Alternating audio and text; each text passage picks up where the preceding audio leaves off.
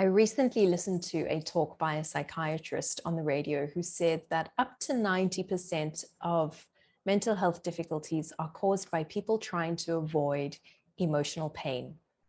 And I want to spend some time talking about this today because it's something that I see in my practice over and over and over again, is this idea that as human beings, we are hardwired, it's instinct. Emotional discomfort comes up and our instinct is to try and push that away.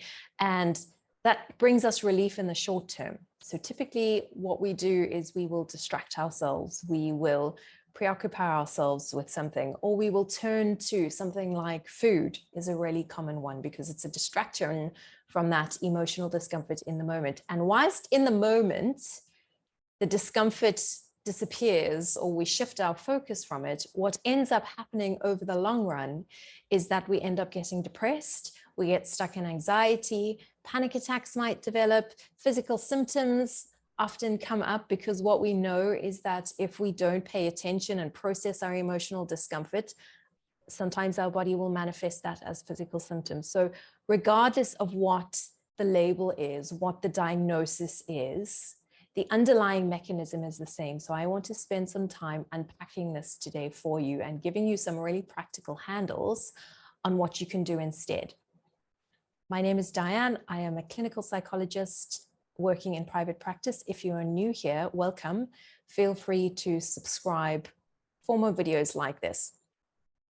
So when I'm working with somebody in therapy, I'm always looking for two parts. One is what we call content, and that's the what. That's the thing that you're struggling with. So that can often be circumstantial, like a relationship difficulty, or a person's become depressed, or they've become anxious. There are a whole lot of different whats, ways that we get stuck, ways that this manifests itself. The other thing that I'm looking for is what we call process. And the process is the how. It's the underlying mechanisms that we get stuck in and that tend to keep us going round in circles and spiraling, not moving forward. And I want to talk about the process today, because if we can shift the process, then the content tends to take care of itself. If we can change how we respond to uncomfortable emotions, then the stuff that life throws at us becomes a little bit easier to deal with. So one really useful question that I love to ask in therapy is, if your symptoms could talk, what would they say? Because this instinct that we have to avoid our emotional discomfort means we find it as human beings really difficult to engage with those emotions. So we can think of this in one of two ways. If you get stuck, if you feel really down, or you feel really anxious, or whatever that uncomfortable emotion is, if you get stuck on thinking thoughts like, what's wrong with me? Why can't I resolve this? Why can't I snap out of this? Am I overreacting? Why can't I move on from this? We end up feeling worse about ourselves, which brings up more uncomfortable emotions that we try to resolve and we try to make them go away. And we end up just getting stuck in this perpetually vicious cycle. And so a completely different way of framing this and seeing this is, what's this discomfort here to communicate to me? Because behind every uncomfortable emotion is an unmet emotional need. And if you can understand what that is and address the actual need, then it becomes so much easier to deal with and so much easier to get yourself unstuck in this process that we get stuck in. So practical handle.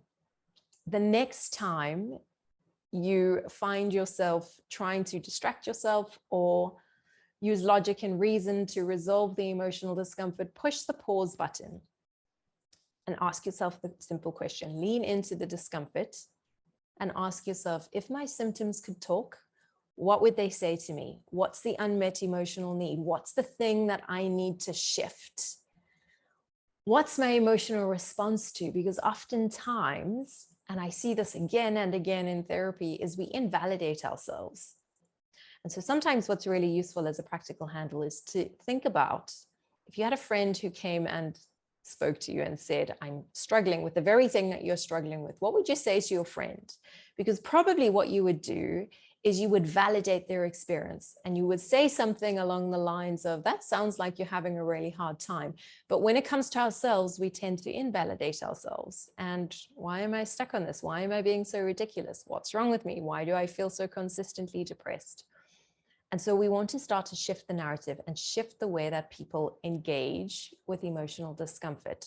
If I could teach people one thing in therapy, it would be, how do you engage with the emotional discomfort? How do we stop, push the pause button when our instinct is to push it away, and lean into that discomfort, because that discomfort is always trying to communicate something to us. There is a time and a place where you might not know what that is, and then there's some space to get some external input, to look for some professional help. But as a baseline rule, really useful to shift from trying to avoid. This is the first step and probably 50% of the battle in undoing and resolving some really long-term mental health difficulties when we get really stuck, is simply learning to pay attention to the discomfort and engage with it. Emotional pain is uncomfortable, but if we think about it as discomfort rather than something that we need to resolve and make go away, then we completely shift the way that we engage with that, and we completely shift the underlying mechanism that keeps us anxious, depressed, spiraling, all sorts. So go and practice this, and come back and leave me a comment to let me know how easy you found it, what you found challenging. But I want to challenge you over the next week.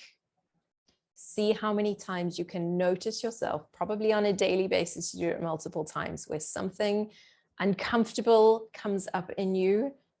What's the thing that you do to push that away? Try to stop doing that. You don't even need to do anything else instead. Just try to catch yourself and notice in that moment, I'm trying to move towards comfort. What would happen if I stopped moving towards comfort? If I stopped and paused and engaged with this uncomfortable emotion? What's that emotion trying to tell me? What's it communicating to me? What do I need to do? Sometimes the solution is I need to sit with this, because you can't process an emotion unless you sit with it. Give it a go. Let me know how you get on, and I will see you in my next video.